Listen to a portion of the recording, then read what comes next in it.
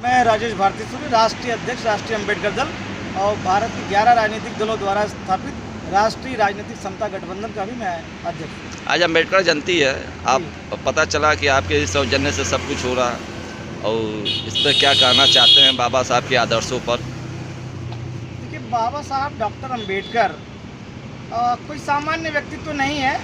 वो आज के समय में विश्व विभूति है।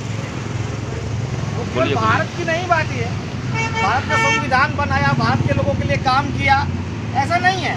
पूरी मानवता के लिए उन्होंने काम किया है और विश्व के सभी देशों में बाबा साहब डॉक्टर अम्बेडकर की जयंती मनाई जा रही है और उन्हें विश्व पुरुष माना गया है और उन्हें ज्ञान का सिंबल माना गया है। अच्छा। तो विश्व में इससे बड़ी कोई बात नहीं है। बाबा साहब के बारे में बताना सूरज को दिया दिखाना है और जो है बाबा साहब ने जो काम किए यह अद्वितीय है।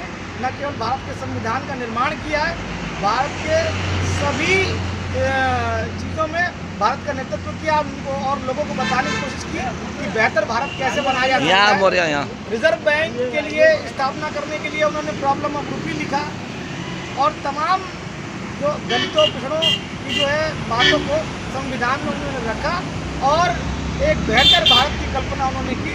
आज हमें बड़ा हर्ष का विषय है कि भारत की सरकार, भारत के लोग तो भारत के संविधान के अनुसार और परम पूज्य बाबा साहब के आदर्शों पर चल रहे हैं। ये बड़े अच्छी बात है और ये संविधान इस देश में लोकतंत्र को मजबूत करेगा और बेहतर स्थिति में ले आएगा जो और आने वाले समय में भारत प्रगति करेगा और उस प्रगति का जो सबसे बड़ा कारक होगा वो भारत का संविधान होगा और भारत की सरकार जो है और भारत के लोग इस दृष्टिकोण से जो है बाबा साहब डॉक्टर अम्बेडकर का सदा को याद रखेंगे। और आज डॉक्टर अम्बेडकर साहब की इस जयंती पर मैं समस्त भारतवासियों को शुभकामनाएं देता हूँ। भीमनगर के क्षेत्र के लड़कों और लड़कियों के लिए क्या कहना चाहते हैं? बाबा साहब के आदर्शों के बारे में क्या बताना चाहते हैं? देखिए, भीमनगर जो है वैसे तो एक प्रगतिशील मोहल्ला है, लेकिन अभी बहुत सी कुछ कमियाँ हैं, थोड़ा चेतना की आवश्यकता है और शिक्षा का अभाव है। शिक्षा तो उसमें जो पढ़े लिखे तबके के लोग हैं वो ले रहे हैं, उनके बच्चे भी पढ़ रहे हैं।